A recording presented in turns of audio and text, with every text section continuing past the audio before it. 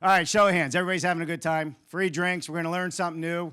We're going to talk about Homatics' launch today, which I think is incredible what they have accomplished to help us, as you heard some of the politicians that were here, prime ministers and so forth. How do we make homes more affordable, right? That's the goal here. How do we do it in a way that the consumer can be a part of that process? And there's a lot of data and technology that you're going to hear from these folks that go in to making this happen behind the scenes. This isn't something that happened overnight. This is years in the making. And I think it's a very viable way forward for all of us to collectively work together, learn something new. So I'm going to start off by introducing the panel, and I'm just going to call out the names here because nobody sat where they were supposed to sit. So we have Tom Roberts, SmartX Data. Where you at, Tom? We have Charlie Mills, Oakrights. Hugh Franklin, Aero Barrier. We got Renee Pussup from Creatomas. We have Andrea Charlson from Matastar. And Stephen Nilsson, Unisat. Welcome. All right, so we're going to start off. I'm going to let everybody introduce themselves and also tell us a little bit about who your company is and what you do, and then we're going to get into the discussion. Why don't we start right here? Hi, everyone. My name's Andrea Charlson, as already been said. I'm the Managing Director of Madasta UK. Madasta is a data platform that creates material passports for buildings. What that means is we create records of what materials and products go into your buildings. We know where they've been before, we capture their environmental attributes and their technical attributes, and then we keep that safe throughout the life of the building so you can refer to it whenever you need to. Particularly, we've created them to enable a circular economy. So these materials never need to become waste if we help them retain their identity within the buildings. Thank you. Yeah. Hi all, I'm Hugh, spoken to a few folks already. I'm from Aero Barrier UK. We are a tech-driven air tightness company. So what we're aiming to do is reduce drafts in homes across Britain, from affordables right the way through to the inner city building as well. And in doing so, saving energy and saving money for clients or homeowners as they live and use buildings as they go forwards. The aim is to incorporate here, as you mentioned, carbon credits, reducing embodied carbon. The life of the building is so important for the people that live and exist in the UK now, and that's really what we're trying to improve and reduce the energy usage for those. I'm Charlie Mills. I'm Managing Director of Oakrights. Our heritage comes from building one-off oak-framed houses, but we now focus on high-performance homes, and that's where we're really leaning into with Homatics is our panel system, using our natural panel system to make it more viable for the affordable homes market. So that's our incorporation here. All right, so my name is Stefan Nilsson. I'm the CEO and co-founder of a company called Unisat. Unisat is a supply chain traceability company. So we are collecting data from the whole supply chain, from raw material to building products, but also connecting here with this project, we're going to collect data from the live house, connect to the heating system to collect data from there, to prove the sustainability that it actually stand up to the values that has been declared from the building material that actually stands out in the reality as well. Hi, I'm Tom Roberts. I'm a founder and partner at SmartX Data, where we believe data is a commodity, it's a new asset class. We're taking traditional market structures and trying to bring some price discovery to unlock true value of what the data is out there, leveraging which the carbon credits and all the things these people have here. We can utilize that to bring additional value to these homeowners in this sector. Sorry, excuse me. I'm Renee Pussup. I come from Creatomas Solutions. We develop house configurators. Actually, I'm not going to be talking so much. I'm going to just playing with our software, so you will see it on the screen as well. So we developed this demonstrator for Homatics to show the wonderful designs from both architects. And we're going to take your data and put it here to make it sense for the home buyer and the home user to actually show this data, how much it's going to cost, how many carbon credits you're going to get, how many embodied carbon you're going to have. All that will be eventually displayed here. Currently, we just have dummy data. I think it's a big question. How do we actually get the real data in here? But you will see our software on the screen. Yeah, so thank you for that, and I'm looking forward to seeing it. Has anybody out there actually been on the website yet? A show of hands, have you looked it up before you came? Right, well, it just launched, if I'm correct, last night, yeah, the website, so super exciting. I want to go through and ask each of you, what your role is with Homatics, right? And not only the value that you bring Homatics, but what is the value that it's bringing each and every one of your companies? Please. Sure. So the value we're trying to bring with Homatics is to create that the register of the products and materials in the Homatics homes. So we are hoping to work with all the supply chain partners to help get their data organized in a consistent fashion. We then want to work with the configurator to select from that data to have bespoke information sets for each house that's created. And then our aspiration, and something that we're kind of is two-way, is to then be able to give those data sets to the future homeowners so that they can use them when they're like upgrading and maintaining their assets. They've got access to all the information that I wish I had about my house, in terms of what paint's on the walls and how old is the boiler and when was it like last refurbished. And that's the kind of thing that we'll be doing like together as a new exploration in the UK. So you're basically saying that you're geotagging all of these products so you know what they are, where they are, and whoever has these products truly understands what the value is, where they come from, so the data folks at the end over here can then look at it, analyze it, and look at the carbon credits or any of the sustainability issues? Yeah, and so it can be used for all of those like kind of very clever carbon credit things, but it can also be used by real people every day. So we are not just capturing like the carbon information, we're also capturing like who made it, how should I look after it, how do I clean it, how do I maintain it, repair it, all of those kind of things that you would need as a normal homeowner, we can capture within a material passport, as well as like the pure data points relating to carbon or any other kind of environmental impact as well. I got one more follow-up question on that. So all of the work with Homatics, the products that are in here, you guys have been working with them to actually prove out and source the products that are within the platform? So we're just starting on the journey. What we're about to do is to start working with the supply chain partners to bring their data into our platform. That's kind of step one. And then step two is to integrate it into the configurator so that it's got those live links all the way through. Thank you for that. All right, Hugh, let's hear about it with AirBearer. Yeah, it's really interesting because you've got talking about how we use data, how we track data. Our aim is to how we make data. So everything else here we can see. You can choose from all the great people we've been speaking to here about what windows you're going to put in the building, how what are the walls going to be made of, all those sorts of things. One thing that we track in the UK, and we're the best in the world at tracking it, but doing absolutely nothing about it, is air tightness. We are 100% testing. So every new build home in the UK, you check how leaky it is, because leaks in buildings are the largest cause of energy loss and energy wastage. So our aim is to finally put a dial on that option. So when you're designing all these buildings, all these concepts about, I wonder how the building's going to perform, how much energy is it going to use, all that stuff that's so important to homeowners these days, trying to get that most integral point, that air tightness score, to be a number that you can track, repeat, and get in the system. Again, we can talk carbon, but it all fits into everything else here as well about reducing that embodied energy usage as the building is used throughout its life. So that's really where we are. Thank you for that. All right, so Charlie, you're a manufacturer up here. You're actually going to be boots on the ground. You're manufacturing the product, delivering the product. How is this a benefit for you, especially since you come from a very bespoke build? You're not typically known for affordable housing. What is this going to allow for your company? So for us, we have two panel systems. A market sort of competitive panel, and then our natural panel system.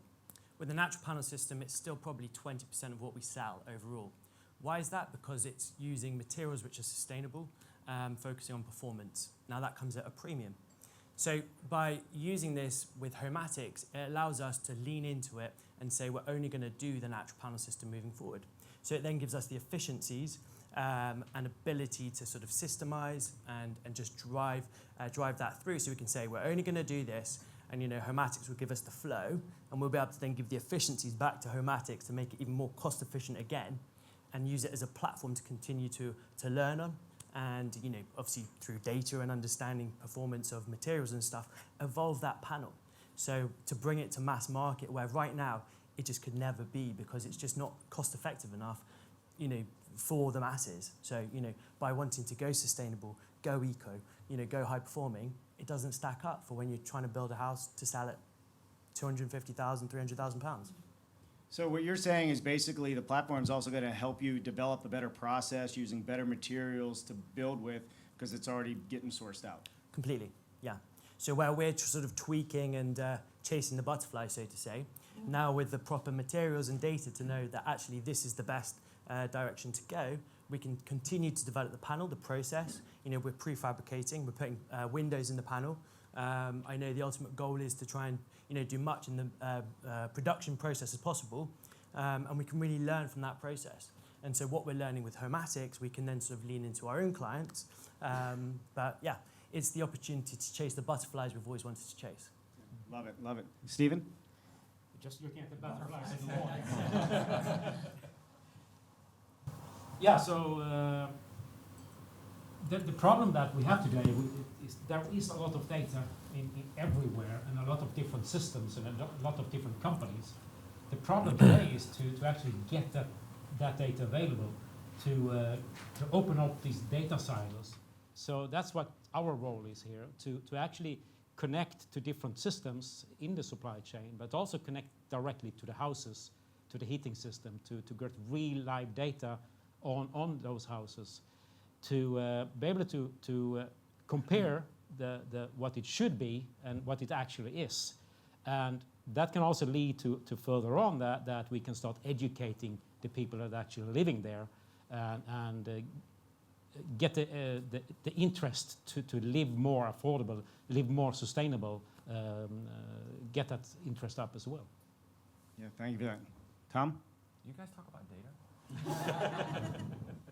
Remember I said you're going to need a glass of something? I think actually it'd be nice if you gave somebody the mic. I can't hear the last two speakers.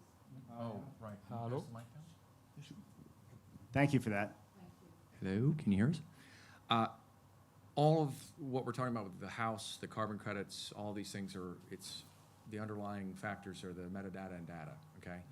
Without the descriptors of what it is, we don't know what it is, without it being generated, and all the things that you're doing down there that are amazing, these things come together to allow us to generate some value.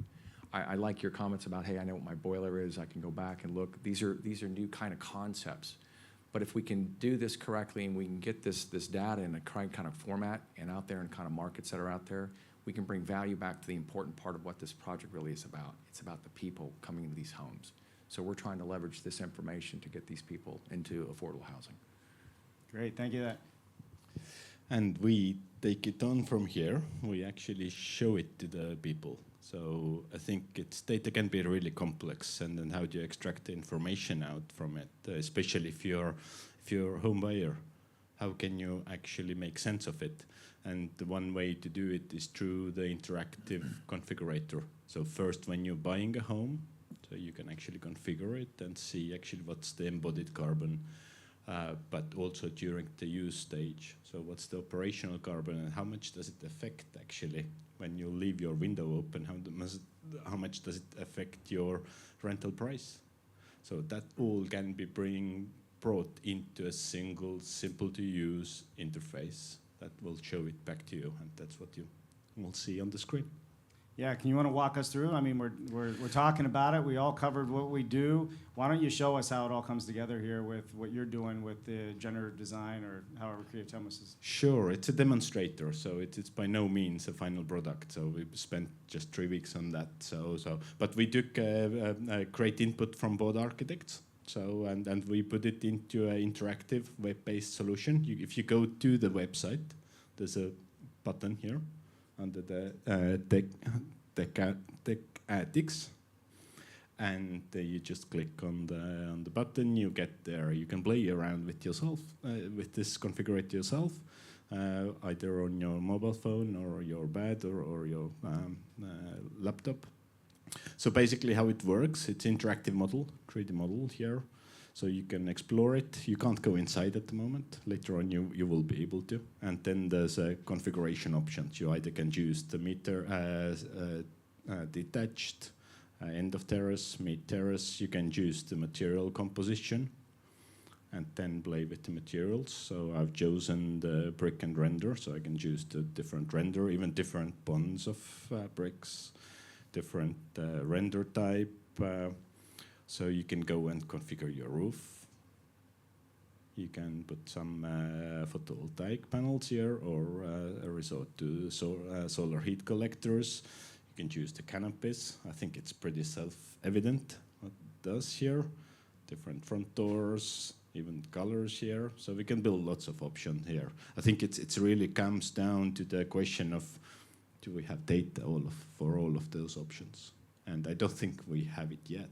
I think this is a challenge. How do we actually gonna get it? And configurator will only be able to aggregate it. It's not calculated. We can add and subtract, but this data, this verified data, needs to come from somewhere. And I'm looking towards you guys.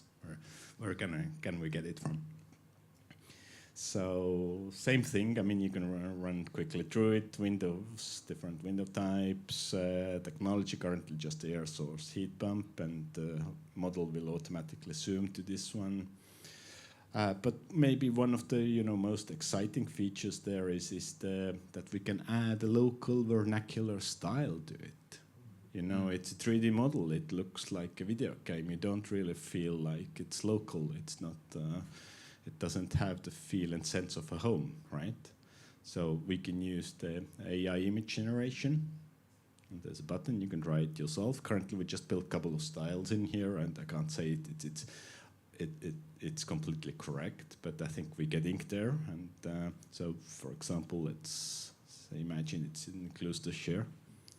So you create a screenshot of that, and then you generate. So it takes a little bit to actually get you the results, but I can show you meantime the intermediate results. So it takes the image of what you configured, so it stays true to the details, but it will add the local vernacular kind of imaging to it. So it's a mix of the lines that come from the model that comes from the configurator. It's a text prompt, but also a style image. So we can work on the style image and say, okay, what could the Homatics cluster share style would look like, and we can add it here, and it's quite quick to develop different styles for different counties, for different villages even.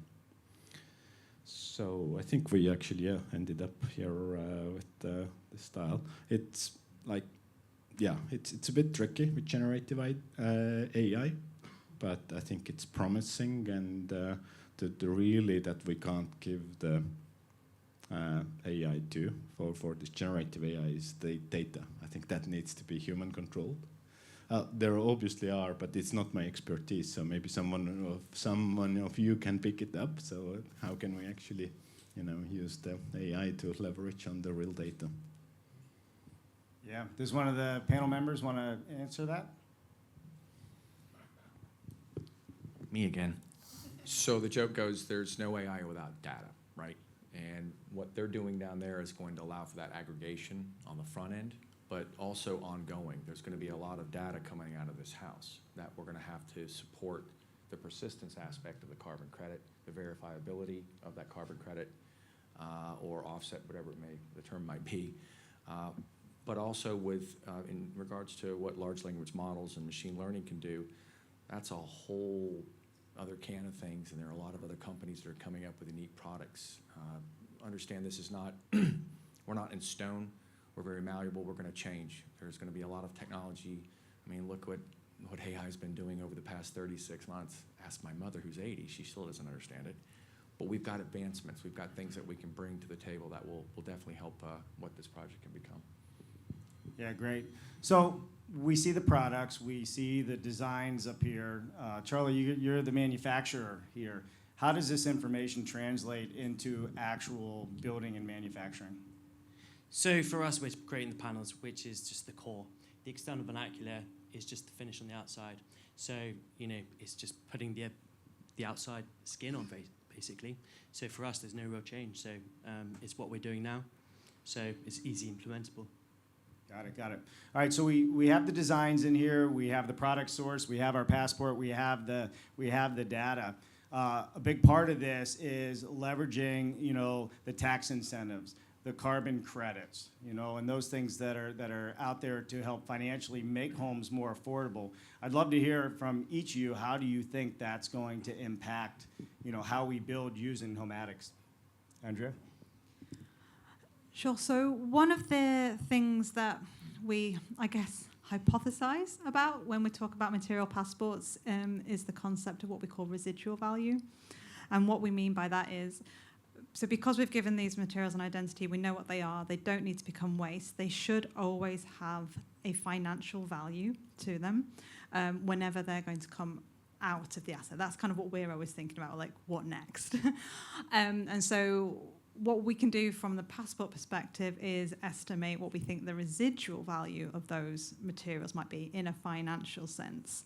I think it's quite different, I think, from the carbon credits now, and I think all the way that kind of theoretical or hypothetical residual value would then be verified enough to get into the carbon credits as a step beyond where our thinking has got yet. But what we've done is said, okay, we know that is a plastic-based product. We know on average this is what plastic-based products cost.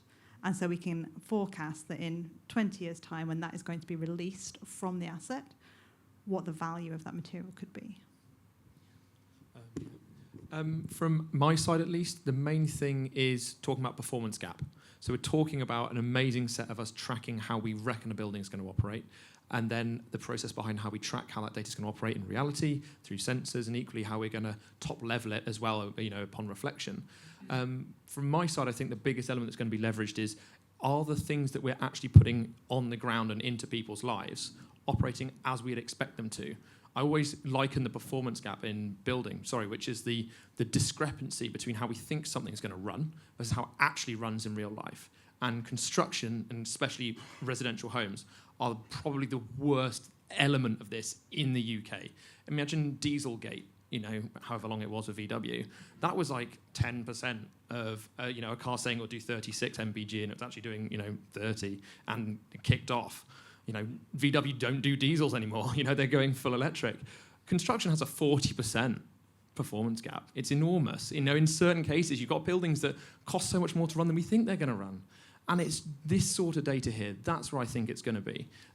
The ability for us to incentivize and prove in reality that these buildings actually are efficient carbon-wise, that's where the incentives are going to come from. The reason they're not there right now is simply we don't know how we're losing.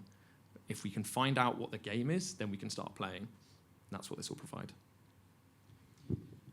With Oakrise, we have the opportunity to work with 40, 50 clients a year who have a blank page to build whatever they want to. And so I already get to see people making an ethical choice versus a cost-based choice. And to now have something like Homatics, which is obviously got the carbon credits, to allow the ethical choice to come forward and be chosen over just the cost basis and aesthetics. That's what I'm really looking forward to see. There's such amazing products out there, but they're just not easily accessible, to the mass market.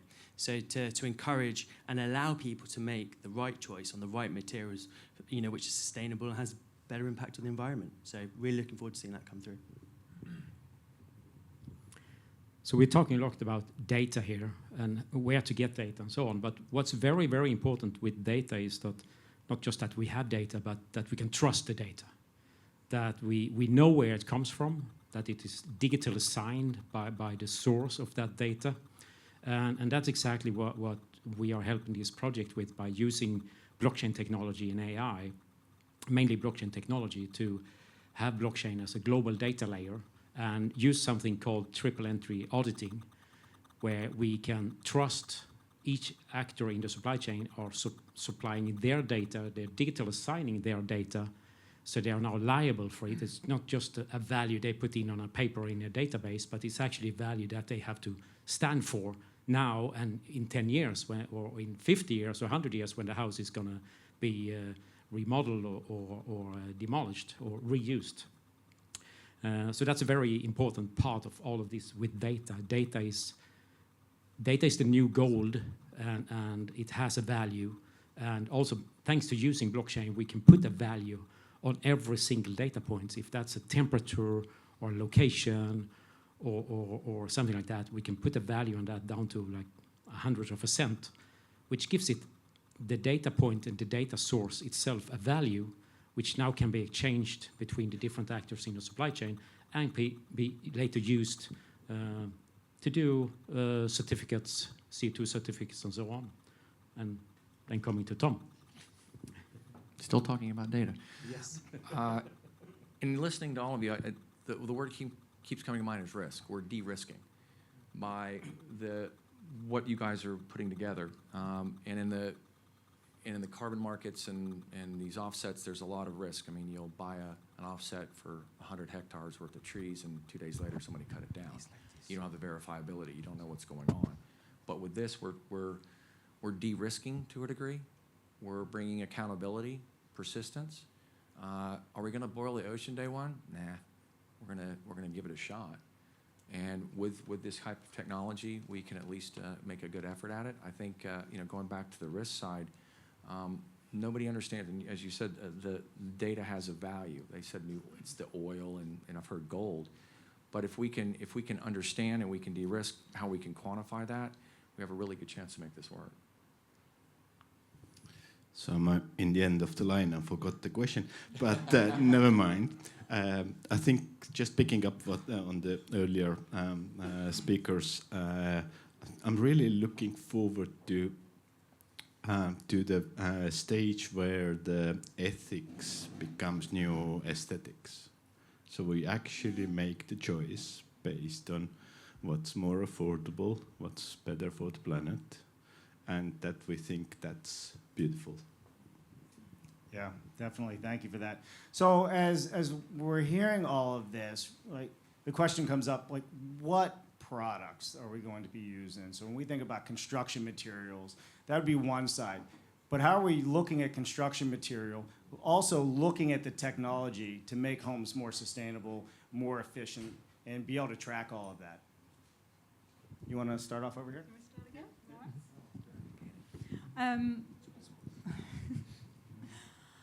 So I think it's interesting what these guys are doing. So modern methods of construction is a big trend in the UK. Designing for manufacturing and disassembly is a big trend as well. And so it's good to see that those kind of products and innovations are already kind of embedded into the whole Homatics idea. And like, in fact, like the configurator completely lends itself to those kind of ideas. From my perspective, I'm always kind of thinking about the supply chain and the upfront carbon or the embodied carbon. And so it's always going to be I'm always going to be thinking about alternatives to the mainstream products that can be lower carbon. So hearing about the natural building panels, that's already a positive compared to some of the heavier forms of constructions, which are the traditional forms of constructing houses in the UK. I think there might be a challenge at some point when we start talking about the vernacular, kind of what was just said.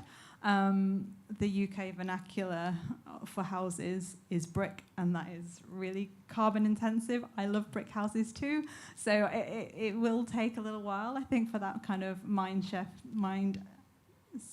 shift from the general population for people who want to buy that. But lots more lower carbon alternatives, more natural building systems, more modular, more demountable, other types of innovations that I think are already embedded, but we're going to need more and more of. Can I just say on that point, they are bricks, but they're brick slips and they're carbon free. There are lots of systems out there, so rain screen cladding systems, they're lightweight. It's a lightweight product, so we save weight in the ground as well. It's not our first rodeo, and actually building a house is not actually rocket science. And knowing what's out there in the market, this is what this is event for. The event is for the supply chain that have the innovative products to come forward, talk to us, and join our supply chain, and join the party with the carbon credits. And let's build more affordable homes for our customers, for our homemakers. Yeah, right. And if I'm hearing you clearly, Roger, basically there's alternative materials that still give you the brick finish and the different finishes out there. So you're not limited is what I'm hearing. And I think that's a very good point, because we don't want any suppliers or right? To not think there's a fit for them here. This is a good fit for you. Oh, it's great. And I was going to say, as per Goodwill Hunting, Rod, you stole my line. I was just going to say, yeah, the main thing for me is looking at a kilowatt saved is better than a kilowatt generated. You know, can we be leaner with what we're doing right now? And that's really what we're looking at here is the innovation in my eyes is actually streamlining. It's this concept of, we all know, we've seen it on the bespoke side, we see it with the homes that we already track. I mean, Passive House was developed in the 80s, and that isn't all, it's not yesterday, is it? It's been a while, but it's never been able to scale. And I think that's the big thing for me. The innovation, even if it's materials-based, is getting it out there and getting to these economies that we're all discussing today. That's the big driver for me. Obviously, I've got a certain one-sided thing about, we provide a material, and I think it's great, but this is the real point here for me is it's not necessarily what we build out of, it's how much we use to get there. It's can we generate energy on site? This whole concept of bringing oil to a place, the shipping to get there, all of that's super important. And I think systems like Homatics allow us to actually track what that is in reality and make informed choices that might not look as though we've made a difference. And that's also really important to scale, but actually make a major impact right at the base. We find for housing developers, like they go, we want to put solar on everything. You go, well, how about we just try, first of all, building a few more joined homes? You're losing one wall of massive heat loss between units. They go, oh, that does make sense. You go, yeah, it does. Come on, guys, this is not rocket science. Those sorts of conversations, I think, are really important, something that we can start to really see kind of flourish through a system like Homatics. So we talk a lot about the envelope. What I'm really, interested to see is the internal finish and the opportunities there. A choice. I've just finished building a house. Well, still nearly there. And an interesting choice for us, where we were approached by a paint company, and they were like, "We're organic, sustainable, produced from whatever. There's no waste, and you can chuck it on the garden, blah blah blah." Not doing them much credit here. A lovely company. I won't name them, but they're 8 times more than a standard tin of paint. Well, that's a big cost. That's a big cost when you're sort of getting towards the end of the project, right? And so suddenly you go, oh, I'd love to use you. I love the story. It's a beautiful fit with what we do, but, that's a big cost, right? So, it's hard to stomach. But this way, hopefully, it'll be more achievable and, inclusive. So I actually forgot the question, but but I think what I thought about here is since I'm from Sweden, Scandinavia, I think it's very important for here in England as well and every country to look outside of the country, look at other countries how they are building, because there is a lot of difference building high quality homes or building sustainable homes. And there are technologies out there, but I know there are building standards, there are just standards that are hard to break, but I think it's very important, same thing there as with data, we have to take information and knowledge from other countries as well and take the best from each country and use that even in UK. Besides being excited by the data, of course, I'm excited about looking back to see down the chain where we could potentially, data scientists out there, to look for additional efficiencies. 0.25%, 0.5%. How will that ripple? How will that bring additional value or save, I should say? So for me, you guys are doing the heavy lifting. You're bringing it all in. You're getting it to where, okay, now somebody can take a real look at it. And that hasn't been there before. Think the past 40 years, we've had computers, we've had technology, but getting a lot of this information in a standard that is readable, in a format that's readable, that doesn't cost a lot of money to get, or you necessarily don't have the internal resources, because even in the past 10 years, data scientists, nobody knew what that was 20 years ago. Now we have those people, that can come in and go, hey, you know what? 38% of the people like pistachio ice cream. Let's go from there. I'm just looking at Homatics house and think so many things I've done correct here. So it's at least in terms of embodied carbon, operational carbon. I'm maybe not so familiar with, but this is probably the biggest actually. What makes the biggest environmental footprint. But in terms of operational carbon, offsite construction, obviously. So we used local energy sources. So we reduce the amount of material we waste. But it's about the structure of the building. It's 60%, 70% of it. This is actually in the structure, not in the paints or finishing or bricks. Doesn't really make a big difference. And second thing is actually not going into the ground. That's what actually make the foundation lightweight, and that's what Homatics is doing. I think that is the biggest saving probably here. So just hang on to the mic, Renee. I'm going to start with you on this one, I believe. So looking from the outside in as a consumer that would love to use the Homatics dashboard, as I'm using and designing my dream home, so to speak, of what it is that we want to build, how is the dashboard helping me understand, where I get my credits, where do I get my passports and so forth, right, to where I can know I'm making the right choices to design and build a home that's affordable for me? Well, good question. It's all going to be here. That's how we have data here currently. So we have for display purposes, we're just showing the cost of it. So we can calculate the embodied carbon. I think operational carbon is more difficult. I think we have to monitor the buildings, so and get it like we talked with Stefan, that we have to do it year by year, right? So every year we actually reduce not the upfront cost of the house, but actually the amount of rent the home user are paying. Carbon credits, so we don't know how much the carbon credits are going to be worth in the future. So we can guess. Tom actually gave me an estimate, but through his crystal ball, but so we don't know. I think it's a continuous monitoring, right? And that needs to be built in. So we need to constantly observe data, not only when we design houses and getting into construction, then we can calculate the embodied carbon, but operational carbon needs to be constantly just monitored, and the model needs to be fractured in. I mean, it needs to be in here. What is the model? I think it's still up for discussion. Yeah, no, thank you for that. So as a consumer, as a follow-up on that, and looking at the dashboard, it looks very simplistic. I've had a chance to go over it a little bit, but it's going to help me see what I'm doing, what I'm designing. I just want to be clear on that. So as a consumer, because that's who's paying for this, right, and the builds and where we're going, I'll be able to make choices that are best for me, my family, and my kids based on this. And what I'm hearing, if I heard correctly, as the tax credits and the carbon credits and all of that evolve over time, I could actually really even get more value out of the house while I'm already living in it after it's built. Is that what I heard correctly?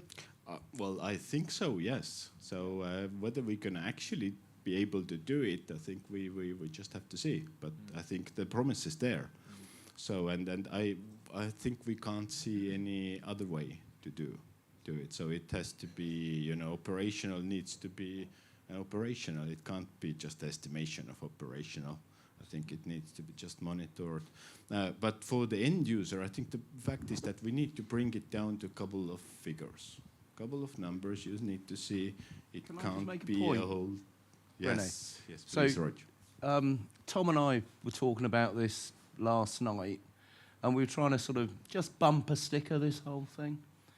And the bumper sticker we came up with was, we're raising the bar, right? We are setting the standard. We are the standard. So perhaps Tom can tell us about the ISO standards, the work that you're doing with the World Bank, the Bank of International Settlements, and some of the comments we've had from the Chicago Mercantile Exchange about our carbon data offset platform that you're building for me.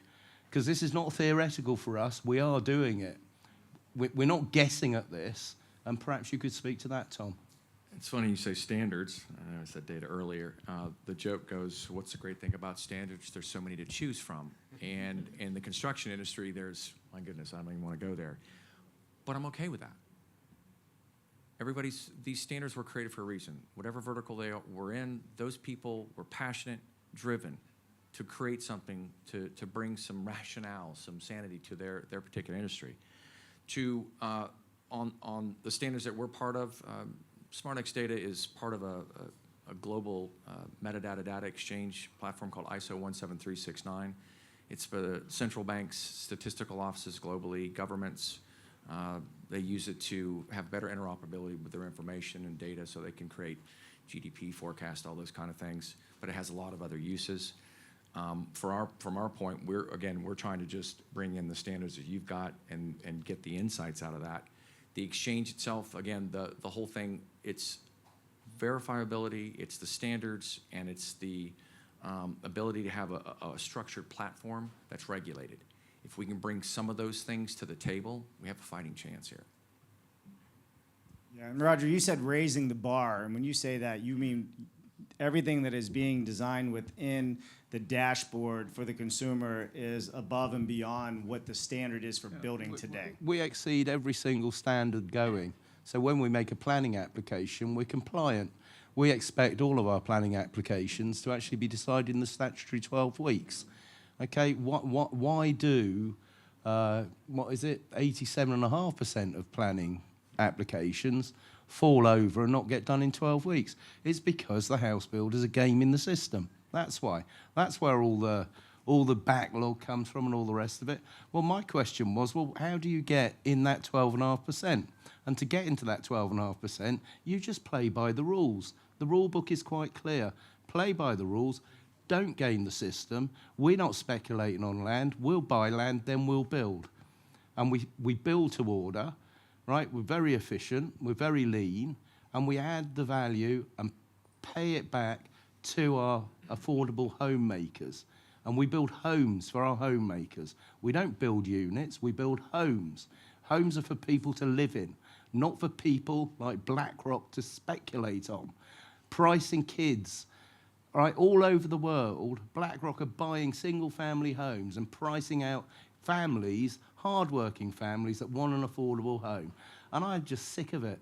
And that's why I got together with some dear friends, and that's why we're here.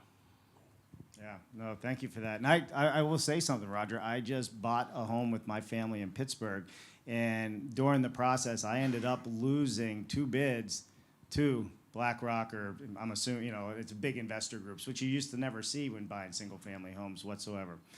We're going to have one more question, then we're going to go to some questions in the audience. But what do you all see in regards to the trends or the challenges in affordable housing today? And I'll start with you, Andrea.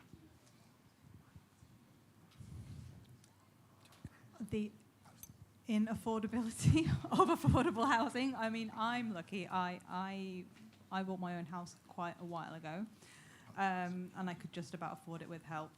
I know most people who cannot afford affordable homes. So I think that's actually one of the biggest challenges, that most homes are not affordable in like the categorization, and even lots of affordable homes are not affordable to most normal people. And I think that's why if we can get something like this working at scale, as the scale point that someone said earlier is just spot on. It's not that this can't be done, but being done again and again and again, that's the trend that we need to set. It's not about following trends, as Roger's saying. It's about setting the trend, and the trend is sustainability is possible, and we need to make it affordable for everyone. I didn't buy my first house a very long time ago, as you can no doubt tell by my aged complexion. I only had my home for a year, and it was really hard. And buying a home, and my main thing, I think, is also on the clarity side for people buying homes. The home I'm going to buy is not going to cost me more than I think it is. It's bringing it back down to a level where you can go, oh, this is actually something I'd like to live in, like to operate, and like to move forwards with.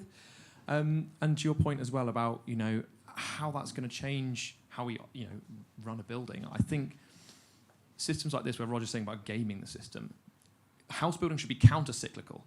When the market is down, we should build more. When the market is up, we should build less. That is how we stop this massive flux, how we stop this. You're talking about the bet earlier about 1.5 million homes. That is not going to be down to the government. That's going to be down to private house builders. And they are not going to do it unless there is a margin in it. So if we want to build 1.5 in 5 years, we have to work against the market. And that doesn't mean it doesn't have to be free market. It has to be a different kind of market. And I think that's what Homatics dives into, is don't look at money, look at carbon. And then we can make money that way in order to fund all these fantastic things we're all trying to do. I think that's the biggest thing we're going to get here. I've got lost in a bit of a different trails of thought, but so we're from Herefordshire, and houses are more affordable in Herefordshire because you don't go through Herefordshire to go anywhere. So, you know, we don't necessarily have that challenge of affordable homes, but we obviously still need to provide them. Affordable homes at the moment is almost for the big developers seen as a pain point. You know, have to provide more affordable homes, and that comes at a cost to them, and they just see it as a cost on the bottom line. I get excited about Homatics for lots of different reasons, but you know, hey, if Homatics can take the affordable homes, and I can't comment whether this is the vision or not, but if Homatics could take those affordables off the sites of these big developers, it will allow the affordable homes to be built properly.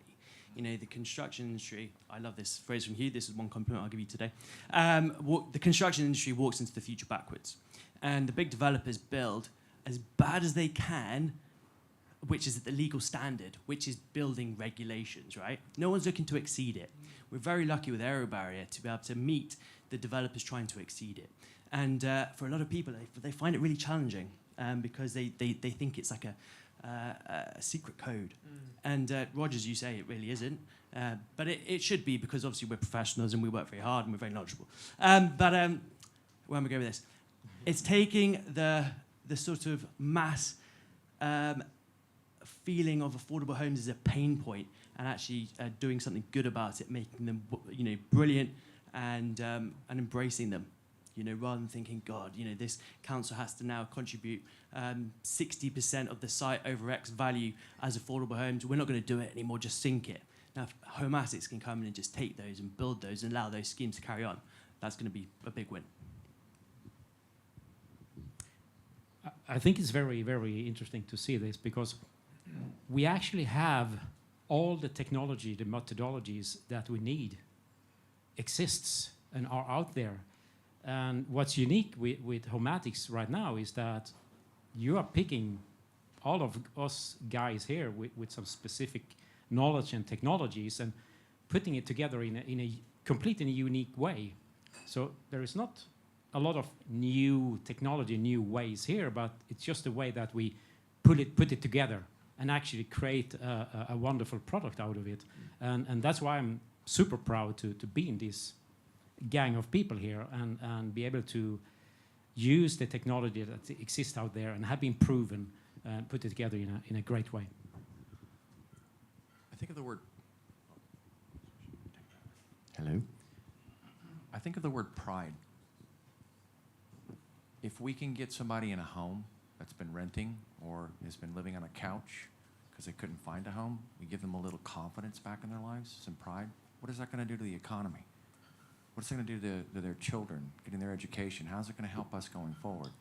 What this company is doing is bringing back giving people back their lives, giving them a home, a shelter for simple things like having a barbecue.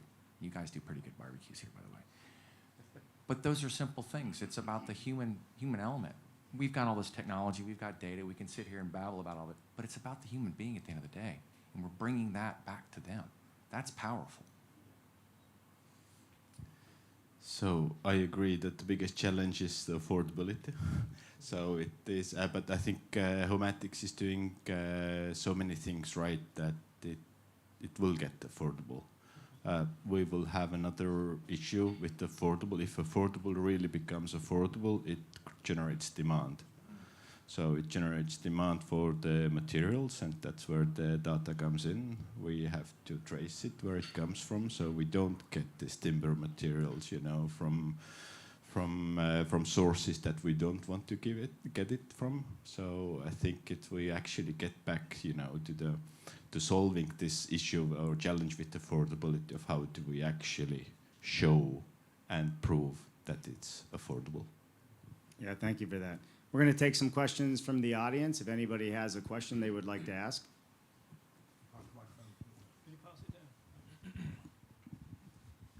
Hello, it's Brian Murphy, National Green Specification and Green Building Calculator. I'm doing the number crunching to help this project go forward. I'm seriously disappointed with the way the RICS and all of those that have supported the development of the net zero carbon ambitions, in that you're not allowed to report carbon. So we can't look at embodied carbon in building calculations if we follow that route. What do we do about it? How do we change that? Do we just ignore them and carry on?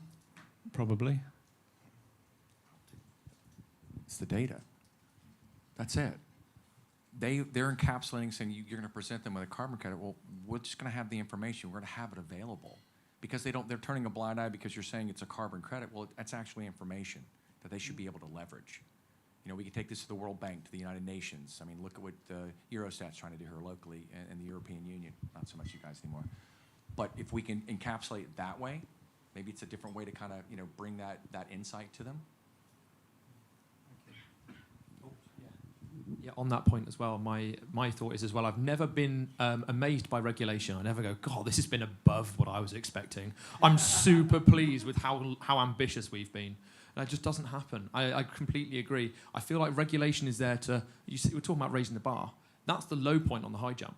Like, these things are there to stop people who are genuinely doing damage, rather than being the ambition that we should all be driving towards. So it's not, let's ignore them. Why is that a bit of ignore?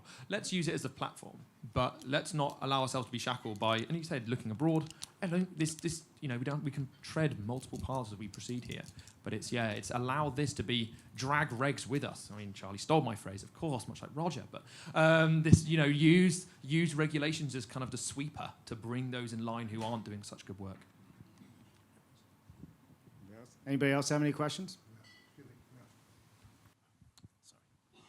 Ernie, hi, Oparo here actually, and we're in the affordable space. We're doing a lot of social housing at the moment. One of the things we are finding on the ground is actually at a local government level, and in terms of planning. We were in conversations with a tier 1 funder, you know, global funder, about delivering some things, and one of the things we were particularly focused on using our own internal technology was on CDM, and all the sensors and technologies around there, and really with the focus being on placemaking. This only works at scale, and at scale is where you'll be able to actually bring the cost down. However, it's difficult for us in the area of financing and being able to predict and to model back due to the stuff around the local planning. Now, I don't know if there are any solutions. It might be Roger behind me, that with all of this, it just reminds me of Aesop's fable and who will bell the cat. And we just arrive there with this massive bell and everyone's looking around. So I don't know what's happening in that space to enable this to take forward and be adopted here. Shall I answer that? I feel you behind me. Sorry, what's your name? Ernie Hire. Ernie, good to meet you, man. So how do we do this? We don't ask for permission, we insist. Okay, we have a planning handbook, we're compliant, we're not following the rules, we're setting the standard. So I don't expect to hear no. If I hear no, I'll say to the planning officer that's saying no, or the regulator that's saying no, I've got a pre-sold development here, because we built to order. So you don't want our development in your community, well, I might sue you, I might appeal you, but actually what I will do, I'll walk away and meet my customers. Have a nice day, and you won't get elected. That's how we do it. Thank you. Any further questions? So, if there's no other questions, well, first of all, let's wrap up with some thoughts that I've had on this. I travel the world and I showcase innovation in construction around the world, and I work with governments. And earlier you heard me say the word prime minister, and everybody chuckled. But the reality of it is, you know, there are members of parliament or past members of parliament that are here, right? And I say that, and I know you all chuckled on it, but it's the way the consumer thinks of our industry. We're all really good at talking to each other. But outside of that, it doesn't go outside those four walls. The government, parliament, they're good at talking to each other, right? This is a system that allows everybody to work together and for even the end user and the consumer to see that they're getting a better product. So when I said Prime Minister, I did that intentionally because I do know that at the end, that's how everybody feels. They don't know any better. I'm not some silly American sitting up here. I don't know what you do, just like I couldn't speak a word about data. You give me a spreadsheet, I turn into a possum, I roll over, I freeze. But with that said, I think if we continue this conversation and we also think differently, like we're thinking differently on this and Roger's team, we're going to get a groundswell of support and a groundswell of people, but we have to talk to people as if they don't know what we do. And once we do that, then people will really understand and get on board. And if we come together, that's how we're going to make true change. So thank you, everybody. Big round of applause for our panelists.